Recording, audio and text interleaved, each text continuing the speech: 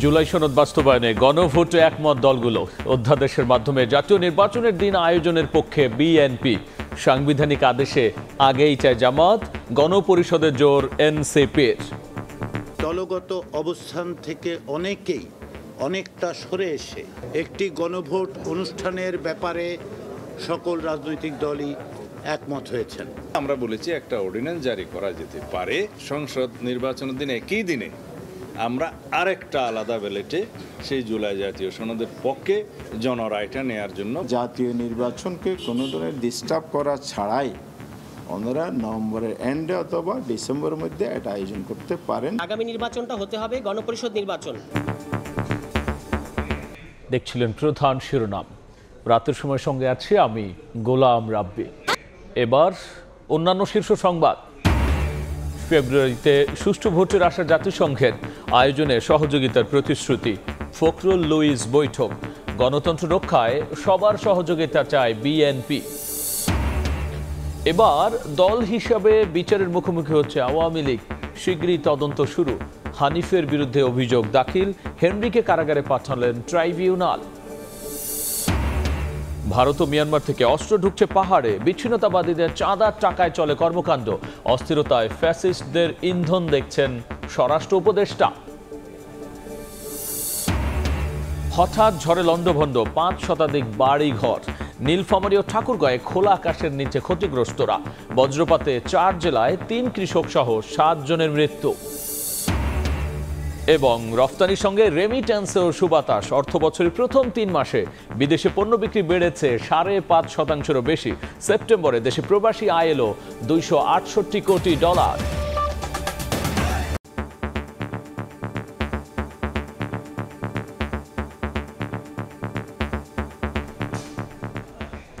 অবশেষে জুলাই সনদের বাস্তবায়ন পদ্ধতি নিয়ে সমঝোতার পথে হাঁটছে রাজনৈতিক দলগুলো। গণভোটে সবাই একমত হলেও সময় নিয়ে রয়ে গেছে মতপার্থক্য। অধ্যাদেশ জারি করে জাতীয় নির্বাচনের দিন গণভোটের পক্ষে বিএনপি। অন্যদিকে সাংবিধানিক আদেশ জারি করে ডিসেম্বরের মধ্যেই গণভোট চায় জামাত। আর আগামী সংসদকে গণপরিষদ হিসেবে দেখতে চায় এনসিপি। ঐকমত্য কমিশনের সহসভাপতি আলী রিয়াজ বলেছেন, আগামী আইনসভাকে বিশেষ বৈশিষ্ট্য দিতেও একমত সব পক্ষ।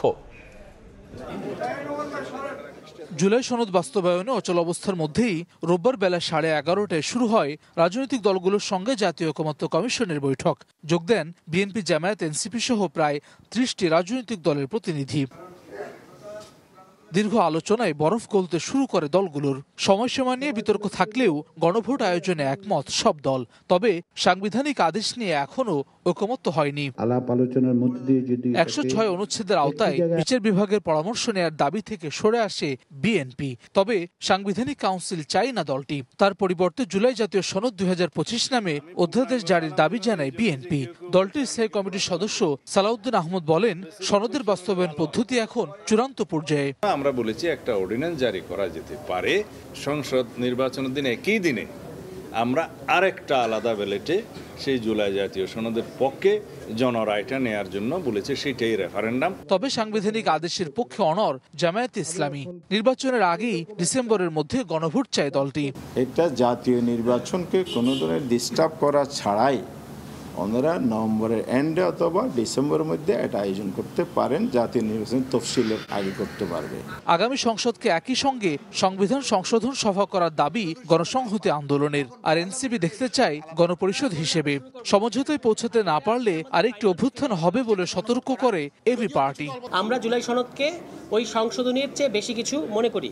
ফলে আমাদের কিন্তু শুরু থেকেই এই দাবিটা ছিল, আপনারা জানেন, যে গণপরিষদ গঠন করতে হবে। আগামী নির্বাচনটা হতে হবে গণপরিষদ নির্বাচন। এখন গণভোটটাকে সবাই মিলে অ্যাকসেপ্ট করছে, কারণ যাতে আমাদের এই ঐকমত্য কমিশনে যে আলোচনাটা করছি, এই আলোচনাটার যাতে একটা ভিত্তি থাকে। অধ্যাদেশের মধ্য দিয়ে একদিকে যেমন জুলাই জাতীয় সনদের একটা পরবর্তী জনপ্রতিনিধিরা আইনি বাধ্যবাধকতায় থাকেন এটা বাস্তবায়নের ক্ষেত্রে। বিকেল 5:15টায় বৈঠক শেষে কমিশনের সহসভাপতি অধ্যাপক আলী রিয়াজ বলেন, গণভোট নিয়ে ঐকমত্য বড় অর্জন।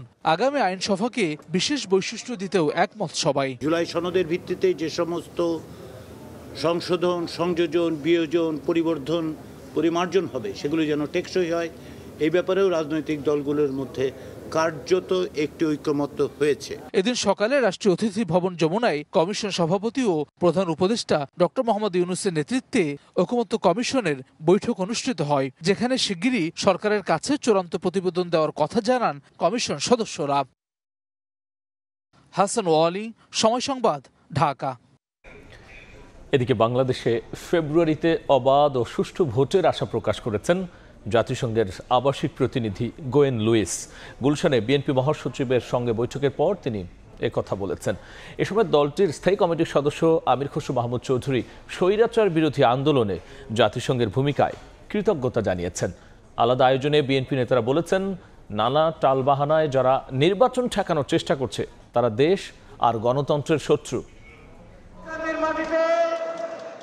নির্বাচনের পদ্ধতি নিয়ে বিতর্ক আর সংসদীয় আসনগুলোতে প্রার্থিতা চূড়ান্তের কাজ সমান তালে চালিয়ে যাচ্ছে রাজনৈতিক দলগুলো। ফেব্রুয়ারিতে ভোটের আয়োজন নিয়ে সব পক্ষই ইতিবাচক প্রত্যাশায়। রাজধানী ঢাকার প্রাণকেন্দ্র বাংলাদেশে জাতিসংঘের আবাসিক সমন্বয়কারী গোয়েন লুইস রোববার বিদায়ী বৈঠক করেন বিএনপি মহাসচিব মির্জা ফখরুল ইসলাম আলমগীর সহ দলের অন্যান্য নেতাদের সঙ্গে। বিএনপি চেয়ারপারসনের গুলশান কার্যালয়ে হয় এই বৈঠক। পরে সাংবাদিকদের সঙ্গে আলাপে রাজনৈতিক দলগুলোর নির্বাচনী প্রস্তুতির প্রসঙ্গ তোলেন লুইস। ভোট আয়োজনে নির্বাচন কমিশনকে সার্বিক সহায়তার প্রতিশ্রুতির কথা জানান তিনি। ফেব্রুয়ারিতে আসন্ন নির্বাচনকে কেন্দ্র করে বাংলাদেশের রাজনৈতিক দলগুলো প্রস্তুতি নিচ্ছে। এ ব্যাপারে আগামী কয়েক মাসে নির্বাচন কমিশনকে ভোট আয়োজনে কারিগরি ও অন্যান্য সহযোগিতা করবে জাতিসংঘ। There is a lot of work that I know all of the political parties have been engaged in. বিএনপির স্থায়ী কমিটির সদস্য আমির খসরু মাহমুদ চৌধুরী বলেন, দেশে গণতান্ত্রিক ব্যবস্থা ফিরিয়ে আনতে হলে সবাইকে মিলে কাজ করতে হবে। আমরা মনে করি গণতান্ত্রিক অর্ডার ফিরিয়ে আনার জন্য আজকে সকলে মিলে কাজ করতে হবে এবং সবচেয়ে বড় চাহিদা হচ্ছে এই জনগণের এই মুহূর্তে গণতান্ত্রিক অর্ডার ফিরিয়ে আনতে গেলে একটা খুব সহসা একটা নির্বাচনের মাধ্যমে সেই কাজটা আমাদেরকে করতে হবে। এদিকে জাতীয় প্রেস ক্লাবের সামনে আয়োজিত নাগরিক সমাবেশে বিএনপির ভাইস চেয়ারম্যান শামসুজ্জামান দুদু বলেন, যারা ভোটের মাধ্যমে সরকারে আসবে তারা জনগণের জন্যই আসবে। নির্বাচিত সরকার জনগণের ভোটের মাধ্যমে বাংলাদেশে ক্ষমতা গ্রহণ করবে। সেই ভোটকে যারা বিভিন্ন টালবাহানা, বিভিন্ন অজরা করতে, বিভিন্ন মতলবে কাণ্ডখানখানার মধ্য দিয়ে ঠেকাতে যাবে, তারা হচ্ছে বর্তমানে সব থেকে দেশের গণতন্ত্রের স্বাধীনতা সার্বভৌমত্বের সব থেকে বড় শত্রু। অনির্বাচিত সরকার আর ভোটের মাধ্যমে নির্বাচিত সরকার এক নয় বলেও মন্তব্য করেন বিএনপি নেতারা। মুরসালিন হক জুনায়েদ, সময় সংবাদ, ঢাকা। এসব বিষয় নিয়ে বিস্তারিত আলোচনার জন্য স্টুডিওতে যুক্ত হয়েছেন সহকর্মী হাসান ওয়ালি। যাচ্ছি তার কাছে। ওয়ালি, আমরা দেখছিলাম যে এখন কিন্তু একটা অগ্রগতির কথা বলা যেতে পারে। কেউ বলছেন ভোটের দিনে গণভোট হবে, কেউ বলছেন অধ্যাদেশ, কেউ বলছেন আবার আগামী নির্বাচনের পদ্ধতিটা কি হবে। সব মিলে আসলে সবাই ঐকমত্য হলে এখন দিনক্ষণ নিয়ে আসলে প্রশ্নটা রয়ে গেছে। সেক্ষেত্রে কতটুকু অগ্রগতি দেখছেন? আজকে কিন্তু দিনটি বিশেষভাবে উল্লেখযোগ্য। জাতীয় ঐকমত্য কমিশনের সহসভাপতিও কিন্তু আসলে বলেছেন যে এটি বড় ধরনের অর্জন, কারণ আমরা দেখেছি যে 84টি বিষয়ে মোটামুটি রাজনৈতিক দলগুলোর মধ্যে এক ধরনের ঐকমত্য তৈরি হচ্ছে সংস্কারের বিষয়ে। অনেকে নোট অফ ডিসেন্ট ছিল, কিন্তু মোটা দাগে একমত বলা চলে। কিন্তু বাস্তবায়ন প্রক্রিয়া যখন আসলো সে সময় কিন্তু আসলে মতভিন্নতা এত বেশি প্রকট হয়ে উঠলো। ঐকমত্য কমিশনের পক্ষ থেকে প্রথমে যেটি আসলে জানানো হয়েছিল যে আগামী 2 বছরের মধ্যে নির্বাচিত সংসদ আসলে এটি বাস্তবায়ন করবে। এরপরে জামায়াত, এনসিপি, ইসলামী আন্দোলন সহ অন্যান্য বেশ কিছু রাজনৈতিক দলের দাবির মুখে কিন্তু আসলে তারা এরপরে বাস্তবায়ন প্রক্রিয়াগুলো নিয়ে আলোচনা শুরু করে। আজকে 4র্থ দিনের মতো আলোচনা এই বাস্তবায়ন প্রক্রিয়া নিয়ে, এবং গত আলোচনার পরে 17 দিনের একটি বিরতি ছিল। সেই বিরতির মধ্যে কিন্তু রাজনৈতিক দলগুলোও আসলে নিজেদের মধ্যে আলোচনা করেছে। সবশেষে আজকে যে বিষয়টি নিয়ে আলোচনা হচ্ছে, যেটি সবচেয়ে বড় বিষয়, আপনি যেমনটি বলছিলেন যে গণভোট নিয়ে এক ধরনের ঐকমত্য তৈরি হয়েছে। সেখানে গণভোটের সব দল একমত হলেও কিন্তু আয়োজনের সময় নিয়ে এক ধরনের মত পার্থক্য রয়েছে। অধ্যাদেশ জারি করার কথা বলছে বিএনপি, এর বাইরে সাংবিধানিক আদেশের জায়গায় জামায়াত রয়েছে আগের জায়গায়। গণপরিষদের যে দাবিটি সেটি কিন্তু এনসিপির পক্ষ থেকে বলা হয়েছে। অর্থাৎ গণভোটের যে বিষয়টি আমরা দেখলাম, যে বিএনপি বলছে যে অর্থাৎ ঐকমত্য কমিশনেরও কিন্তু একই ধরনের প্রস্তাবনা। সেক্ষেত্রে একটা বিষয় নিয়ে খুবই আলোচনা চলছিল, আন্দোলনেও যুক্ত হয়েছিল ইসলামী দলগুলো। পিআর পদ্ধতির বিষয়টা নিয়ে কি হলো? পিয়ার পদ্ধতিতে আসলে উচ্চকক্ষে পিয়ারের দাবিটি থাকবে, এটি ঐকমত্য কমিশনের প্রস্তাবনাতেই আছে, যদিও সেই জায়গাটিতে বিএনপির নোট অফ রিসেন্ট আছে, কিন্তু অন্যান্য রাজনৈতিক দলের ঐকমত্যের মধ্য দিয়ে সেটি কিন্তু এক ধরনের চূড়ান্ত যে সংস্কার প্রস্তাবনা সেটিতে লিপিবদ্ধ করেছে ঐকমত্য কমিশন। সেক্ষেত্রে আজকের আলোচিত আরেকটা বিষয় হচ্ছে যে মির্জা ফখরুলের সঙ্গে জাতিসংঘের যে প্রতিনিধি তার বৈঠক, এবং তারা দুপক্ষই আশাবাদ যে নির্বাচনটি সঠিক সময় হচ্ছে, অর্থাৎ প্রধান উপদেষ্টার ঘোষিত সময় ফেব্রুয়ারিতে হচ্ছে। ওই বিষয়ে কি তথ্য আছে? মির্জা ফখরুল ইসলাম আলমগীরের সঙ্গে আজকে বৈঠকটি অনুষ্ঠিত হয়েছে। আপনি যেমনটি বলছিলেন যে জাতিসংঘের যিনি সমন্বয়কারী রয়েছেন বাংলাদেশে গোয়েন লুইস, এবং সেই বৈঠকটি কিন্তু গুলশানে বিএনপি চেয়ারপারসনের কার্যালয় হয়েছে, এবং এরপরে আমির খসরু মাহমুদ চৌধুরী যেটি গণমাধ্যমের সঙ্গে কথা বলেছেন, যেটি যে ফেব্রুয়ারিতে অবাধ ও সুষ্ঠু নির্বাচনের আশা করেছেন জাতিসংঘের আবাসিক প্রতিনিধি, একই সঙ্গে ভোট আয়োজনে বিশেষ করে কারিগরি সহায়তা দেওয়ার ক্ষেত্রে সব ধরনের সহযোগিতা দেওয়ার কথা তিনি বলেছেন। আমির খসরু মাহমুদ চৌধুরী জানিয়েছে বাংলাদেশের পক্ষ থেকে, বিএনপির পক্ষ থেকে, যে গ্রহণযোগ্য নির্বাচন দেখতে চায় জনগণ, যেহেতু গত 16 বছর আপনি জানেন যে এক ধরনের মানুষের মধ্যে, বিশেষ করে শেষ কয়েক বছরের নির্বাচনে ভোট দিতে পারছে না এমন ধরনের মানুষের মধ্যে অবস্থা রয়েছে, এবং তারপরে যেটি গণতন্ত্র ফেরাতে সবাই মিলে কাজ করতে হবে, যেটি ঐক্যবদ্ধ থাকার যে বার্তা সেটি কিন্তু আসলে আমরা দেখতে পাচ্ছি। অর্থাৎ যেটি ঐকমত্য কমিশনে যেমন এক ধরনের আলোচনা চলছে, সব রাজনৈতিক দলের প্রতিনিধিরা আছেন, এর বাইরেও কিন্তু রাজনীতির মাঠে তারা সরব রয়েছেন। আমরা যেরকম পিয়ার নিয়ে দাবি দেখছি, আপনি যেরকম বলছেন জামায়াত সহ অন্যদের আন্দোলন চলছে, একই সঙ্গে তারা কিন্তু আলোচনাও করছে, নির্বাচন নিয়ে তাদের দলীয় যে প্রস্তুতি সেটিও কিন্তু চলছে, সেটি কিন্তু আসলে এখানে দেখলাম জাতিসংঘ আবাসিক প্রতিনিধি কিন্তু আসলে সেক্ষেত্রে এখন আবার কথা যেটি হচ্ছে প্রসিকিউশনের পক্ষ থেকে বলা হচ্ছে যে আওয়ামী লীগের বিচার এখন দল হিসেবে শুরু হবে। এই বিষয়ে কি তথ্য আছে? আপনি জানেন যে আওয়ামী লীগের কার্যক্রম স্থগিত করা হয়েছে, এবং সেটি আসলে বিচারের কার্যক্রমের ব্যাপারে এক ধরনের দাবি ছিল, কিন্তু গত 1 বছর ধরেও কিন্তু আসলে সেটি শুরু করেনি। আন্তর্জাতিক অপরাধ ট্রাইব্যুনাল আইন সংশোধন করা লেগেছে, ব্যক্তি হিসেবে অনেকের বিচার শুরু হলেও কিন্তু দল হিসেবে বিচার কিন্তু শুরু হচ্ছে। আর সেই সংক্রান্ত একটি প্রতিবেদন রয়েছে আমার সহকর্মী, সেটি দেখে আসতে চাই।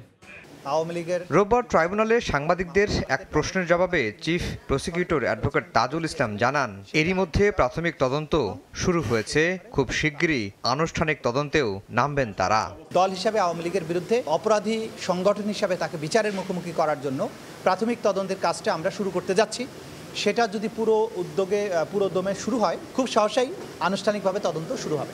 এদিন বৈষম্য বিরোধী ছাত্র আন্দোলনে সিরাজগঞ্জে 3 জনকে হত্যা মামলায় সাবেক এমপি জান্নাতারা হেনরি সহ 3 জনকে কারাগারে পাঠান ট্রাইব্যুনাল 1, আর ট্রাইব্যুনাল 2-এ কুষ্টিয়ায় 6 জনকে হত্যা মামলায় আওয়ামী লীগের যুগ্ম সাধারণ সম্পাদক মাহবুবুল আলম হানিফ সহ 4 জনের বিরুদ্ধে আনুষ্ঠানিক অভিযোগ দাখিল করে প্রসিকিউশন। 4 জনই পলাতক। 3টি অভিযোগ প্রমাণের জন্য সাফিসিয়েন্ট ম্যাটেরিয়াল, তথ্য প্রমাণাদি সবকিছু প্রসিকিউশন দাখিল করেছে। ট্রাইব্যুনাল বলেছেন এগুলো পর্যালোচনা শেষ করে আগামীকালকে কগনাইজেন্স নেওয়ার ব্যাপারে তারা আদেশ দেবেন।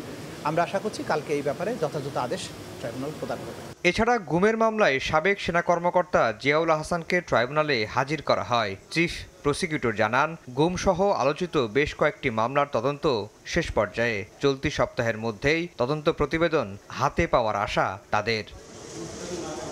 আফজাল হোসেন, সময় সংবাদ, ঢাকা। আমরা চিফ প্রসিকিউটরের কথা শুনছিলাম, যে আসলে তিনি বলছিলেন যে আসলে যেহেতু এটি দল হিসেবে আওয়ামী লীগকে বিচারের মুখোমুখি করার এক ধরনের আইনের জটিলতা ছিল, সেটি কাটিয়ে কিন্তু এখন শুরু হচ্ছে। একই সঙ্গে ব্যক্তি হিসেবে অনেকের বিচার কার্যক্রম চলছে, যেরকম কুষ্টিয়ার সাবেক সংসদ সদস্য আওয়ামী লীগের যুগ্ম সাধারণ সম্পাদক মাহবুবুল আলম হানিফের 4 জনের বিরুদ্ধে 4 জনকে হত্যার তার বিরুদ্ধে যে অভিযোগ রয়েছে সেটি দাখিল করেছে, আনুষ্ঠানিক অভিযোগ দাখিল করেছে প্রসিকিউশন। আমরা যদি একটু এই দেখে আসতে চাই, যেটি কিন্তু আসলে দল হিসেবে এবং আওয়ামী লীগ ছাড়াও 14 দলের ব্যাপারেও কিন্তু আসলে যাতে করে তাদেরকে বিচারে মুখোমুখি করা হয় সেই দাবি কিন্তু করা হয়েছে, যেটি আমরা জানি যে এনডিএম চেয়ারম্যান ববি হাজ্জাজ এই আবেদনটি করেছিলেন, সেটি এখন চলছে। আনুষ্ঠানিকভাবে এটি তদন্তি শুরু হবে খুব শীঘ্রই, সেটি বলেছেন চিফ প্রসিকিউটর, এবং তিনি বলছেন যে প্রাথমিকভাবে তদন্তটি শুরু হয়েছে। আমরা যদি একটু আবার শুরুর আলোচনায় যাই, আমরা দেখছিলাম যে ঐকমত্য কমিশনে একটি দলের পক্ষ থেকে বলা হচ্ছে যে সাংবিধানিক আদেশ বা গণভোটের মাধ্যমে হচ্ছে এই বিষয়টি সুরাহা করতে। ওই পদ্ধতিটা কি হবে, কি বলছেন তারা? গত 17 সেপ্টেম্বর শেষ যে বৈঠকটি ছিল ঐকমত্য কমিশনের, সেখানে বিশেষজ্ঞদের সঙ্গে আলাপ করে ঐকমত্য কমিশন এই প্রস্তাবনাটি দিয়েছিল, সাংবিধানিক আদেশ এবং পরবর্তীতে গণভোট, যেটি জামায়াত যেটির পক্ষে, কিন্তু বিএনপি বলছে কোনোভাবে তারা এই সাংবিধানিক আদেশের পক্ষে তারা যেতে চান না। আজকে বিএনপি স্থায়ী কমিটির সদস্য সালাউদ্দিন আহমদ একটি প্রস্তাবনা রেখেছে, তিনি বলছেন জুলাই জাতীয় সনদ 2025 নামে একটি অধ্যাদেশ জারি করার কথা, যেটির প্রেক্ষিতে গণভোট অনুষ্ঠিত হবে।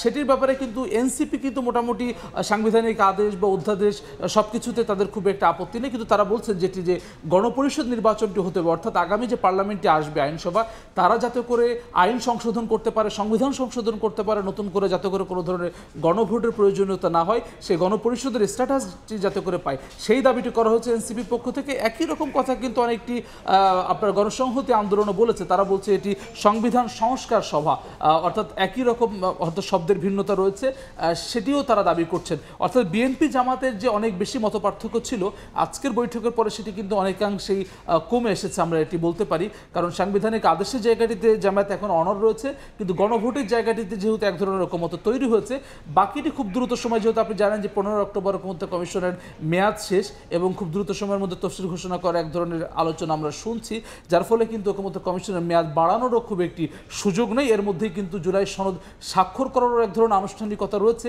ঐকমত্য কমিশন আশাবাদ ব্যক্ত করছে সবকিছু তারা 15 অক্টোবরের মধ্যেই শেষ করতে পারবে। ওয়ালি, অসংখ্য ধন্যবাদ আলোচনায় যুক্ত হওয়ার জন্য। জুলাই সনদ বাস্তবায়ন প্রক্রিয়া নিয়ে ঐকমত্য কমিশনের বৈঠক, গোয়েন লুইসের সঙ্গে বিএনপির বৈঠক এবং এই সংশ্লিষ্ট আরও বিষয় নিয়ে আলোচনায় যুক্ত হয়েছিলেন সহকর্মী হাসান ওয়ালি। রাতের সময়ে আরও থাকছে ডেঙ্গুতে 24 ঘন্টায় আরও 9 জনের মৃত্যু, 7 জনই ঢাকা দক্ষিণ সিটির। হাসপাতালে ভর্তি 1042, প্রায় 30 ভাগেই রাজধানীর। বরিশাল চট্টগ্রামেও প্রকোপ। পার্বত্য জেলাগুলোতে বছরে 700 কোটি টাকার চাঁদাবাজি করে বিচ্ছিন্নতাবাদী সংগঠন, যা দিয়ে ভারত থেকে অস্ত্র কেনার পাশাপাশি দেওয়া হয় প্রশিক্ষণও। এমন অভিযোগ তুলেছে পার্বত্য চট্টগ্রাম সম্প্রীতি জোট সিএইচটি। পার্বত্য অঞ্চলকে অশান্ত বিচ্ছিন্ন করতে দেশি বিদেশি ষড়যন্ত্র চলছে দাবি তাদের। নুরজামাল আতিকের ক্যামেরায় দেখব শফিকুল আলমের রিপোর্ট। সম্প্রতি মারমা কিশোরীকে সংঘবদ্ধ ধর্ষণের অভিযোগে উত্তপ্ত হয়ে ওঠে পার্বত্য জেলা খাগড়াছড়ি। ঘটনার এক সপ্তাহ পরও পাহাড়ি এই জনপদে কাটেনি আতঙ্ক। এমন বাস্তবতায় সোমবার সকালে চট্টগ্রাম প্রেস ক্লাবে পার্বত্য চট্টগ্রাম সম্প্রীতি জোট সিএসটির সংবাদ সম্মেলন তুলে ধরা হয় 6 দাবি। বক্তারা বলেন, পার্বত্য চট্টগ্রামকে অশান্ত ও বিচ্ছিন্ন করতে দেশবিরোধী ষড়যন্ত্র চলছে এখনও। অভিযোগ, বিচ্ছিন্নবাদী সংগঠনগুলো পণ্য ও গুমের মাধ্যমে বছরে 700 কোটি টাকার চাঁদাবাজি করছে। 700 কোটি টাকা এরা বাৎসরিক আপনার চাঁদা উত্তোলন করে, সেই টাকা দিয়ে ওরা অস্ত্র কিনছে এবং বাংলাদেশকে বিচ্ছিন্ন করার জন্য ওরা গভীর চক্রান্ত চালাচ্ছে। আঞ্চলিক সংগঠনে অস্ত্রের মুখে জিম্মি করে পার্বত্য চট্টগ্রামের নাগরিকদের কাছ থেকে যে জিম্মি করে টাকা নেওয়া হয়, ওই টাকার পরিমাণটা বলছে 700 কোটি টাকা। তাদের অভিযোগ, সরকার 75% শান্তি চুক্তি বাস্তবায়ন করলেও স্থিতিশীলতা ফেরেনি পাহাড়ে। গত 29 বছরে হয়েছে 3000-এর বেশি হত্যাকাণ্ড। অতীতে যে সমস্ত সন্ত্রাসী কার্যক্রম, চাঁদাবাজি, গুম, খুন ইত্যাদি যে সমস্ত অপকর্ম কাজ করেছেন এবং করে যাচ্ছেন, বিশেষ করে পার্বত্য চট্টগ্রাম আঞ্চলিক সংগঠন ইউপিডিএফ জেএসকে আমি বলতে চাই, আপনাদের সমস্ত অপকর্মগুলো ত্যাগ করতে হবে এবং রাষ্ট্রবিরোধী, দেশবিরোধী, বিদেশি এজেন্সি নিয়ে আপনাদের যে সমস্ত প্রজেক্ট নিয়ে কাজ করতেছেন, পার্বত্য চট্টগ্রামে এই সমস্ত কাজগুলো আপনারা প্রত্যাহার করতে হবে। আমরা চাই পার্বত্য চট্টগ্রামের সম্প্রীতি আসুক, পার্বত্য চট্টগ্রামের মানুষ, পাহাড়ি, বাঙালি সকলে মিলেমিশে বসবাস করুক এবং পার্বত্য চট্টগ্রামের সকল প্রকার উন্নয়ন কর্মকাণ্ড সরকার করুক। ইউপিডিএফ ও জেএসএসকে দেশবিরোধী কর্মকাণ্ড বন্ধের দাবি জানান তারা। শফিকুল আলম, সময় সংবাদ, চট্টগ্রাম। দুর্গম পাহাড় আর ভৌগোলিক চ্যালেঞ্জের সুযোগ নিয়ে প্রতিনিয়ত অস্ত্র ঢুকছে পার্বত্য চট্টগ্রামে, আর তাতেই অশান্ত হচ্ছে পাহাড়। আইন শৃঙ্খলা বাহিনী বলছে, মিয়ানমার আর ভারত থেকে অন্তত 4টি রুটে অস্ত্র আসছে রাঙামাটিতে। এক্ষেত্রে ব্যবহার হচ্ছে নানা সাংকেতিক ভাষা। পুলিশ বলছে, নানা চ্যালেঞ্জ থাকলেও অস্ত্র চালান রোধে নিয়মিত কার্যক্রম চালাচ্ছে যৌথ বাহিনী। একই সাথে বাড়ানো হয়েছে নজরদারি। রাঙামাটি থেকে ফিরে দেখব ফারুক ভে রবিনের রিপোর্ট।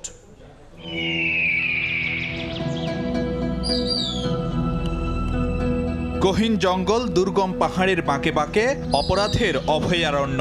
নানা পথ বেঁকে নানা গোষ্ঠীর হাতে পৌঁছে যাচ্ছে অত্যাধুনিক সব অস্ত্র, আর তাতে অশান্ত হচ্ছে পার্বত্য চট্টগ্রাম।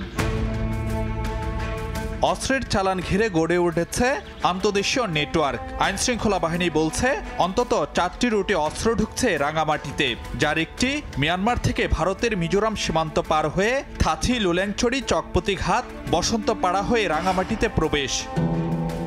অস্ত্র আসার আরেক পথ বান্দরবান থেকে বাঙালহালিয়া, রাইখালি বাজার, বড়ইছড়ি হয়ে কাউখালী রুট।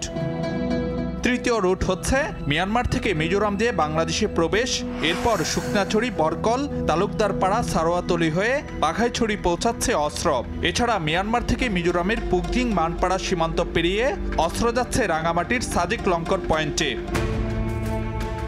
ভারতীয় গণমাধ্যমের খবর অনুযায়ী এসব রুটে বাংলাদেশে অস্ত্র আসার পথে চলতি বছর দেশটিতে ধরা পড়েছে কিছু চালান। জানুয়ারি থেকে মার্চ এই 3 মাসে 5টি বড় চালান জব্দের খবর পাওয়া গেছে।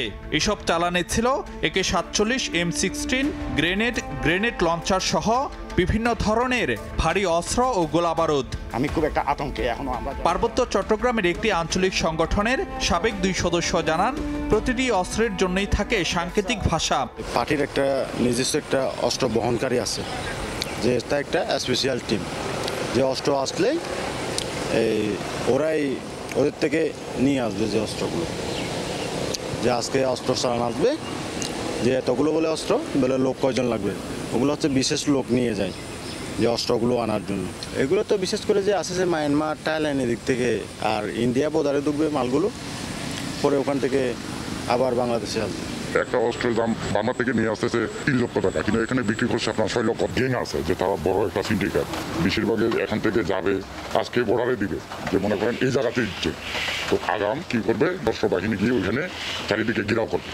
ঘেরাও করার পরে যখন মালগুলো এফআরে আসবে বাংলাদেশে, তখন তাদের মধ্যে ওরা তো হিট পজিশনে আসে, আন্ডারগ্রাউন্ডে যারা আছে, যেন বেমানি করতে না পারে, কী করে তারা মাল সাবান বুঝে নিয়ে তারপরে টাকা বুঝে লেনদেন কত আসছে কত কি, তখন বুঝে দিয়ে তাদের মতো তারা চলে যায়, আবার গার্ড দিয়ে অস্ত্রগুলো নিয়ে আসে। অস্ত্রের অবাধ চালানের ফলে পাহাড়ের আঞ্চলিক সংগঠনগুলো যেমন নিজেদের মধ্যে সংঘাতে জড়াচ্ছে, তেমনি নিশানা করা হচ্ছে নিরাপত্তা বাহিনীর সদস্যদেরও। এসব ঘটনায় এই পর্যন্ত প্রাণ হারিয়েছেন নিরাপত্তা বাহিনীর 42 সদস্য। এখানের সীমান্তগুলো যেমন পাহাড়ে পরিপূর্ণ, তেমনি পাহাড়ের পাশাপাশি লেক এবং নদীর সংযোগও সীমান্ত রয়েছে। ফলে এই নদীর সীমান্ত থাকার কারণে এটা যথেষ্ট অত্যন্ত জটিল। তারপরেও আমাদের কাছে যখন স্পেসিফিক তথ্য পাই, আমরা কিন্তু অভিযান চালাই, এবং সেই অভিযানগুলো কিন্তু যৌথ অভিযান চালায়। বিভিন্ন নামে, ছদ্মনামে তারা সন্ত্রাসী কার্যক্রম চালাই মর্মে অভিযোগ আসে। যখন এই অভিযোগগুলো আমরা পাই, সেগুলো আমরা খতিয়ে দেখি। বিশেষ করে আমাদের পুলিশ বিভাগ রয়েছে, সেনাবাহিনী রয়েছেন, সীমান্ত এলাকায় বিজিবি রয়েছেন। সমন্বিত প্রচেষ্টার মাধ্যমে আমরা সেটা নিয়ন্ত্রণে রাখছি। গত 1 বছরে অন্তত অর্ধশত প্রাণহানির খবর পাওয়া গেছে পাহাড়ের সশস্ত্র সংগঠনগুলোর সংঘাতে। এসব সংঘাতের অবসান ঘটবে পাহাড়ের শান্তি ও স্থিতিশীলতার জন্য, এমনটি প্রত্যাশা করেন এখানকার স্থানীয়রা। ফারুক ভিয়া, রবিন, সময় সংবাদ, রাঙামাটি। এদিকে সচিবালয়ে স্বরাষ্ট্র উপদেষ্টা বলেছেন, পাহাড়ে সংঘাতের পেছনে ফ্যাসিস্টের দোসরদের উস্কানি রয়েছে। মেডিকেল টেস্টে ধর্ষণের প্রমাণ না মিললেও পাহাড়ে অশান্তি তৈরি করা হয়েছে বলেও এ সময় জানিয়েছেন তিনি। ধর্ষণের অভিযোগ তুলে পার্বত্য চট্টগ্রামকে অশান্ত করা, সাম্প্রদায়িক সম্প্রীতি নষ্ট করার চক্রান্তে পেছনে ফ্যাসিস্টদের দোসরদের মদত রয়েছে, যা ইতিমধ্যে প্রতিমান হয়েছে। যে ধর্ষণের ঘটনা নিয়ে এত তুলকামাল কাণ্ড হয়েছে, মেডিকেল রিপোর্টে সেই ধর্ষণের কোনো আলামতেই পাওয়া যায়নি। ডেঙ্গুতে 24 ঘন্টায় মারা গেছেন আরও 9 জন।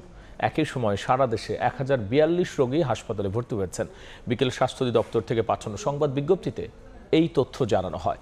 বিজ্ঞপ্তিতে বলা হয়, মারা যাওয়া 9 জনের মধ্যে ঢাকা দক্ষিণ সিটির 7 জন, ঢাকা উত্তর সিটির 1 জন এবং চট্টগ্রাম বিভাগে 1 জন রয়েছেন। এ নিয়ে চলতি বছর ডেঙ্গুতে মারা গেলেন 212 জন। বিজ্ঞপ্তিতে আরও বলা হয়, হাসপাতালে ভর্তি রোগীদের মধ্যে বরিশাল বিভাগে 195, চট্টগ্রাম বিভাগে 104, ঢাকা বিভাগে 201, ঢাকা উত্তর সিটি কর্পোরেশন 198, ঢাকা দক্ষিণ সিটিতে 121, ময়মনসিংহ বিভাগে 41 এবং রাজশাহীতে 82 জন রয়েছেন। চলতি বছর এ পর্যন্ত ডেঙ্গু আক্রান্ত হয়ে 49,907 জন হাসপাতালে ভর্তি হয়েছেন। এর মধ্যে 47,256 জন হাসপাতাল থেকে ছাড়পত্র পেয়েছেন। রফতানির সঙ্গে রেমিটেন্সেও সুবাতাস বইছে। চলতি অর্থবছরের প্রথম 3 মাসে রফতানি আয় বেড়েছে 5.5% বেশি। $231 কোটি বেশি পণ্য রফতানিতে নেতৃত্ব দিয়েছে তৈরি পোশাক, চামড়াজাত ও সিরামিক পণ্য। অন্যদিকে সেপ্টেম্বরে দেশে প্রবাসী আয় এসেছে $268 কোটি। তৈরি পোশাক খাত আবারও বাজিমাত করল রপ্তানি আয়ে। অর্থবছরের শুরুর 3 মাসে অর্থাৎ জুলাই থেকে সেপ্টেম্বর মাসে রপ্তানি হয়েছে $997 কোটি পোশাক, যা গত অর্থবছরের তুলনায় 4.79% বেশি। সব মিলে চলতি অর্থবছরের প্রথম 3 মাসে 1231 কোটি 31 লাখ ডলারের পণ্য রপ্তানি হয়েছে, যা গেল অর্থবছরের একই সময়ের তুলনায় 5.64% বেশি হলেও একক মাস হিসেবে রপ্তানি হার কিছুটা কমেছে। তবে আন্তর্জাতিক বাজারে রপ্তানির চাহিদাপত্রের তালিকায় পোশাকের সাথে ছিল চামড়া ও চামড়াজাত ও সিরামিক পণ্য, তবে চাহিদায় কিছুটা ভাটা ছিল প্লাস্টিক পণ্যের। দেশের রপ্তানিকারকদের সাথে তাল রেখে সেপ্টেম্বরে প্রবাসীরা আশাহত করেননি। গত অর্থবছরের আগস্টের পর থেকে রেমিটেন্সের ধারাবাহিকতা বজায় রেখে নতুন অর্থবছরের সর্বোচ্চ রেমিটেন্স পাঠিয়েছেন প্রবাসীরা। 2.68 কোটি মার্কিন ডলারের এই আয় টাকার অঙ্কে 32,757 কোটি টাকা, 2 অর্থবছরের একই সময়ের তুলনায় 15.9% বেশি। এই প্রবাহটা অব্যাহত রাখতে হবে। তবে আরেকটা বিষয় সেটা রাষ্ট্রীয় ইস্যু, সেটা হলো যে আরও বেশি লোক পাঠাতে হবে বিদেশে। পাঠাতে হলে তাদেরকে স্কিল না হলে অন্তত সেমি স্কিল মানুষ পাঠাতে হবে, আর ডেস্টিনেশনগুলি ওয়াইড করতে হবে। মানে আমরা কনসেন্ট্রে দেখা যে ইয়েতেই মধ্যপ্রাচ্য একটা হাব, এদিকে একসময় সাউথ কোরিয়া ছিল, মালয়েশিয়া, সিঙ্গাপুর, শুধু এই হাবগুলো থেকে বের হয়ে আরও নতুন নতুন জায়গায় যেখানে আমাদের প্রবাসীর সংখ্যা খুবই কম, সেটাও এক্সপ্লোর করবো যে ওখানে আমাদের লোক পাঠানোর সুযোগ আছে কিনা। বরাবরের মতো এবারও বাণিজ্যিক ব্যাংকের মাধ্যমে সবচেয়ে বেশি রেমিটেন্স পাঠিয়েছেন প্রবাসীরা, তারপরেই আছে রাষ্ট্রায়ত্ত ব্যাংক। সেলিয়া সুলতানা, সময় সংবাদ, ঢাকা। এবার দেশের বাইরের খবর। ইসরায়েলের হাতে বন্দী পরিবেশ কর্মী গ্রেটা থুনবার্গকে নির্যাতনের অভিযোগ তুলেছেন ফেরত আসা মানবাধিকার কর্মীরা। তারা জানিয়েছেন গ্রেটাকে ইসরায়েলি পতাকা হাতে ছবি তুলতে বাধ্য করা হয়, দেয়া হয়নি পর্যাপ্ত খাবার এবং পানীয়। তবে অভিযোগ অস্বীকার করেছে ইসরায়েল। এদিকে ফ্রিডম ফ্লোটিলা কোয়ালিশনের নতুন 2টি জাহাজ গাজার উদ্দেশ্যে রওনা দিয়েছে। এদিকে ত্রাণবাহী নৌবহর থেকে আটক 470 কর্মীর মধ্যে 137 জনকে তুরস্কে পাঠিয়েছে ইসরায়েল। কীটপতঙ্গে ভরা একটি সেলে আটকে রাখা হয়েছে সুইডেনের পরিবেশ কর্মী গ্রেটা থানবার্গকে। ইসরায়েলি সেনাবাহিনী তাকে দেয়নি পর্যাপ্ত খাবার ও পানি। তুরস্কে ফেরত পাঠানো মানবাধিকার কর্মীরা জানান, দীর্ঘ সময় শক্ত মেঝেতে বসে থাকতে বাধ্য করায় তার শরীরে ঘা ও র্যাশ দেখা দিয়েছে বলে জানিয়েছেন গ্রেটা। তুরস্কের এক মানবাধিকার কর্মী জানান, গ্রেটাকে চুল ধরে টেনে নিয়ে যায়, মারধর করে এবং ইসরায়েলি পতাকা চুমু খেতে বাধ্য করা হয়। শনিবার আটক 470 জনের মধ্যে 137 জনকে তুরস্কে ফেরত পাঠায় ইসরায়েল। ফেরত আসা এই মানবাধিকার কর্মীরা ইসরায়েলি সেনাবাহিনীদের এমন পশুসুলভ কর্মকাণ্ডের কথা তুলে ধরেন। এক বিবৃতিতে ইসরায়েল দাবি করেছে, সব বন্দীকে আইনানুগভাবে পানি, খাদ্য, চিকিৎসা ও আইনি সহায়তা দেওয়া হয়েছে। থানবার্গ সম্পর্কিত খবরগুলো সম্পূর্ণ মিথ্যা ও বিভ্রান্তিকর। এদিকে ফ্রিডম ফ্লোটিলা কোয়ালিশনের নতুন 2টি জাহাজ গাজার উদ্দেশ্যে রওনা দিয়েছে। এ নিয়ে মোট 11টি জাহাজ আন্তর্জাতিক জলসীমা অতিক্রম করে মানবিক সহায়তা পৌঁছে দেওয়ার চেষ্টা করছে। অভিযানটি ইসরায়েলের অবরোধ ভাঙার চ্যালেঞ্জ হিসেবে দেখা হচ্ছে। নতুন 2টি জাহাজ ঘাসান কানাফানি ও আল আউদা 170 আন্তর্জাতিক কর্মী বহন করছে। প্রধান জাহাজের মধ্যে রয়েছে ডক্টরস অ্যান্ড জার্নালিস্ট শিপ বা আল-দামির, যা বিশ্বের বিভিন্ন দেশের চিকিৎসক ও সাংবাদিকদের বহন করছে। মালিহা সুহরওয়ার্দী, সময় সংবাদ। বাংলাদেশ আফগানিস্তান সিরিজ প্রসঙ্গ আমরা এই খবরটি পরে দেখব। বিসিবি নির্বাচনে ক্রীড়া মন্ত্রণালয় হস্তক্ষেপের অভিযোগ নাকচ করেছেন সভাপতি আমিনুল ইসলাম বুলবুল। তার দাবি, গঠনতন্ত্র মেনেই হচ্ছে নির্বাচন, ভোট বয়কট করা 48 ক্লাবকেও নির্বাচনে নিয়ে আসার বিষয়ে আলোচনা চলছে বলেও জানিয়েছেন বুলবুল। নির্বাচন করছি, আমার একটা রোল ছিল সেখানে। বাংলাদেশি ক্রিকেট বোর্ডের যে কনস্টিটিউশন আছে, কনস্টিটিউশনের মধ্যে থেকেই আমরা সব করেছি। নির্বাচন এমন একটা জিনিস যে নির্বাচনটা করার জন্য অনেক আমরা দেখেছি যে বেশ কিছু জায়গায় আমার শরীরের উপরে অনেক কিছু এসছে, আমার নামে অনেক কিছু এসছে। এটা আমি এটা একটা প্রোটেক্ট করতে চাই বা আমি ডিফেন্ড করতে চাই যে I was always within the constitution. বিভিন্ন জায়গায় তিনি গিয়েছেন এবং চেষ্টা করেছে একটা সুষ্ঠু নির্বাচন, শুধু না একটা ভালো বোর্ড যেন আমরা তৈরি করতে পারি। আর এখানে আমার কাছে ইনফ্লুয়েন্স কিছু মনে হয়নি। আমার কাছে যেটা মনে হচ্ছে, বাংলাদেশ ক্রিকেটের জন্য আই নিড টু কন্টিনিউ। এ পর্যায়ে শীর্ষ সংবাদ জানিয়ে দিচ্ছি আরও একবার। জুলাই সনদ বাস্তবায়নে গণভোটে ঐকমত্য, অধ্যাদেশের মাধ্যমে জাতীয় নির্বাচনের দিন আয়োজনের পক্ষে বিএনপি। সাংবিধানিক আদেশে আগেই চায় জামাত, গণপরিষদের জোর এনসিপির। ফেব্রুয়ারিতে সুষ্ঠু ভোটের আশা জাতিসংঘের আয়োজনের সহযোগিতার প্রতিশ্রুতি। মির্জা ফখরুল, গোয়েন লুইস বৈঠক। গণতন্ত্র রক্ষায় সবার সহযোগিতা চায় বিএনপি। এবং এবার দল হিসেবে বিচারের মুখোমুখি হচ্ছে আওয়ামী লীগ। শীঘ্রই তদন্ত শুরু। হানিফের বিরুদ্ধে অভিযোগ দাখিল। হেনরিকে কারাগারে পাঠালেন ট্রাইব্যুনাল।